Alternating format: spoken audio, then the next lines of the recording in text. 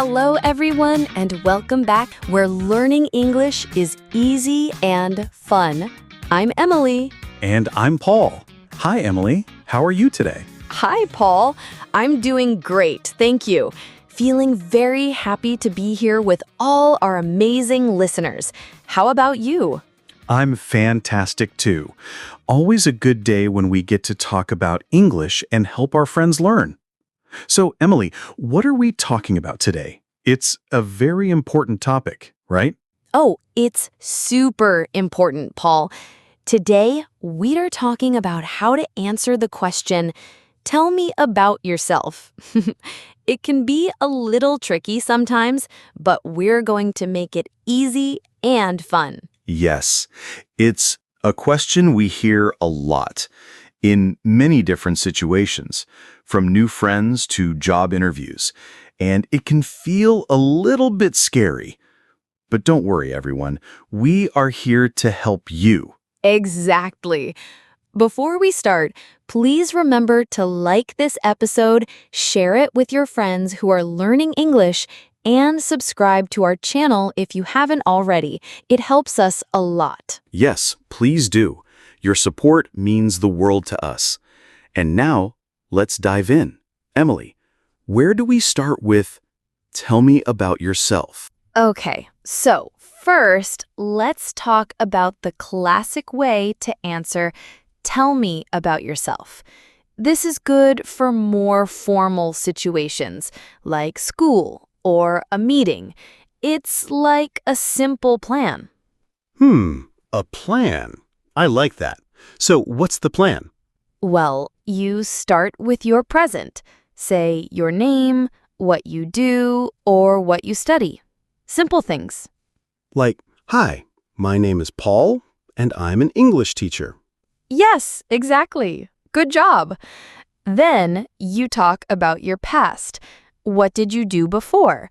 What did you study? A little bit about your experience. So I worked as a guide before, or I studied history at university. Perfect. And finally, you talk about your future. What do you want to do? What are your goals? This shows you have plans. Like, I want to help more people learn English, or I want to travel the world. Yes, Paul, you got it. So it's present, past, future. It's a nice, clear way to tell your story. That's a great structure. It makes it sound very professional, even for beginners. Now, Paul, what about a super simple and safe version for our beginner friends? Sometimes less is more, right? Oh, absolutely, Emily. For beginners, we want to keep it short and sweet. The goal is to feel comfortable saying something, not to say everything. Yes, so maybe just your name, where you are from, and one hobby or something you like to do. That's perfect. So, my name is Paul. I am from London. I like to read books. That's very easy to remember. Yes, and you can smile. Smiles. It shows you are friendly. You can say, hello, my name is Emily. I am from a small town. I like to walk in the park. See? Short and clear. I think that's great for anyone feeling a little shy.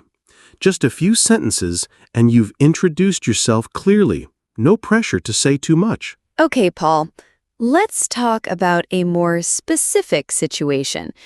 Job interviews. This one can be tricky, but it's super important to make a good impression fast. Oh, yes. Job interviews. This is where tell me about yourself is almost always the first question. It's not really about your whole life story here. No, not at all. It's about how you are a good fit for the job.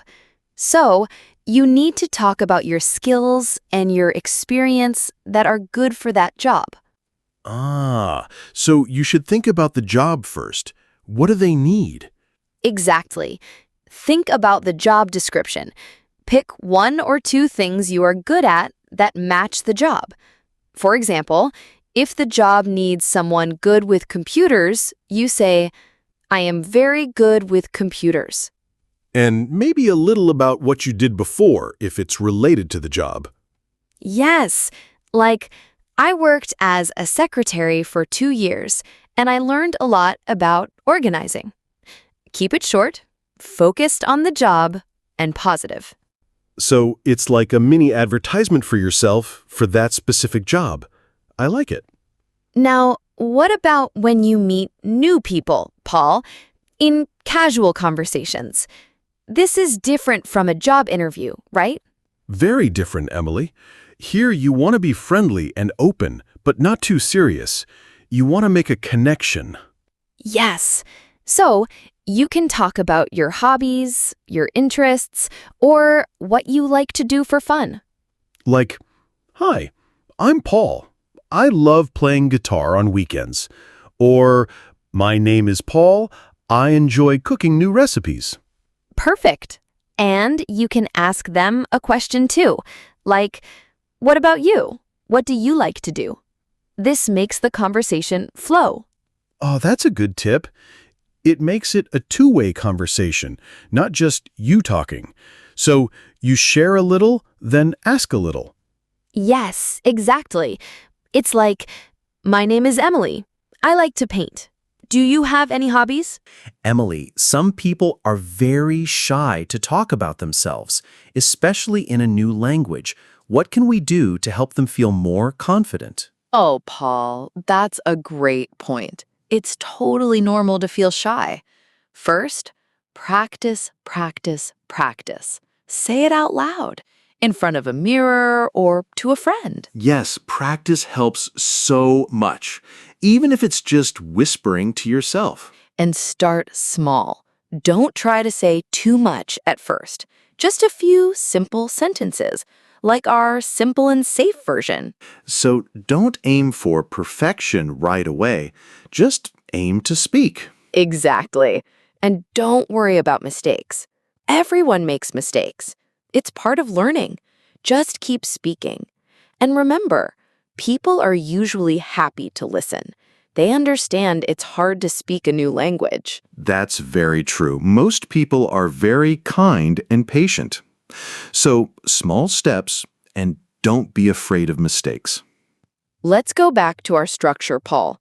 The present, past, and future model. This is very good for giving a more complete picture of yourself. Yes, it gives a good overview. So let's give a full example of that. Okay, so for the present, my name is Emily. I am an English teacher, and I love helping people learn. Good. Now, the past. I studied literature at university, and after that, I worked in a library for a few years. And the future? Now I want to create more fun lessons for our channel and travel to new countries to learn about other cultures. Wow, that's a great example, Emily. It tells a whole story in just a few sentences. It's clear and it covers different parts of your life. Yes, it helps people understand who you are, where you come from, and where you are going. It's a very strong way to introduce yourself.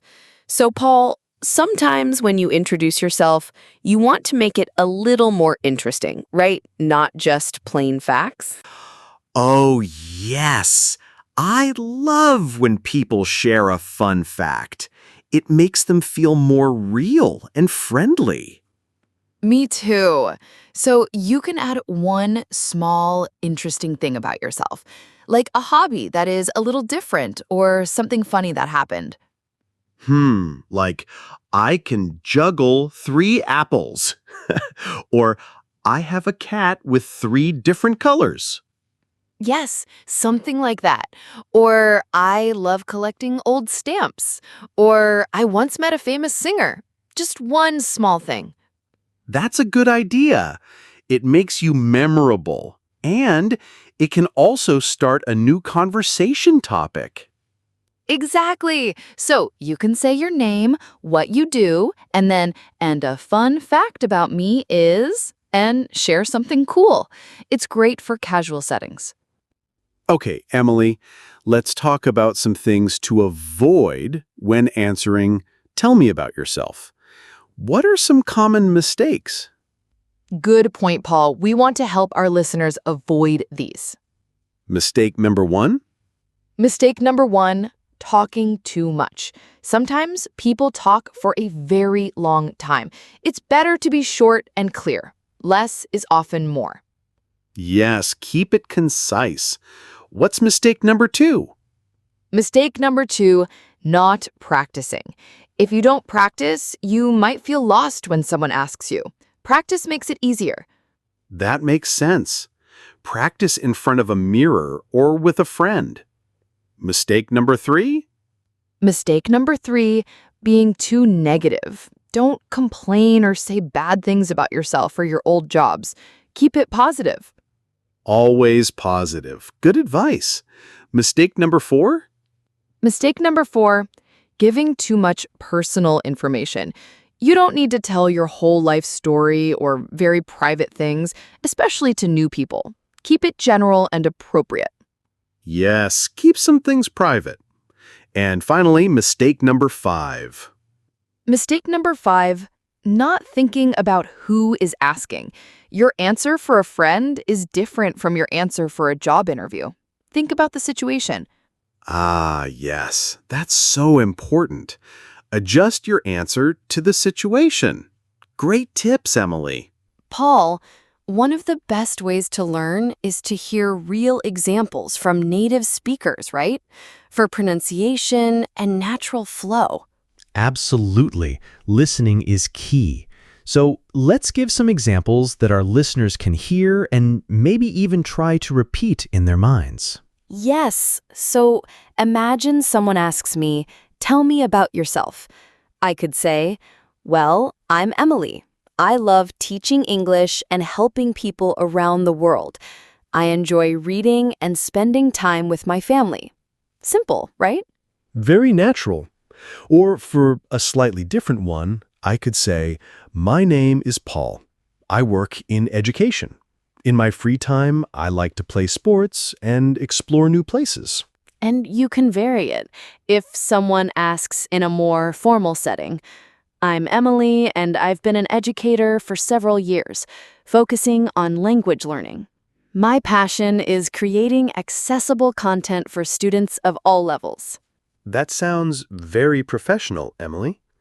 Or for a more casual one, "Hey, I'm Paul. I'm a big fan of old movies. I also love to cook, especially on the weekends." Those are great examples. Listeners, pay attention to how we speak, the intonation, and try to understand the meaning from the context. Emily, it would be really nice for our listeners to hear your personal English story. How do you introduce yourself today? How did you get here? Oh, that's a sweet idea, Paul. My English story. Well, when I started learning English, it was hard for me to say even my name clearly. I was very shy. I can imagine. It's a new sound, new words. Yes, but I practiced every day. I listened to English songs and watched short videos. Slowly, I started to feel more comfortable. My first "tell me about yourself" was probably just, "My name is Emily. I am a student." Very short.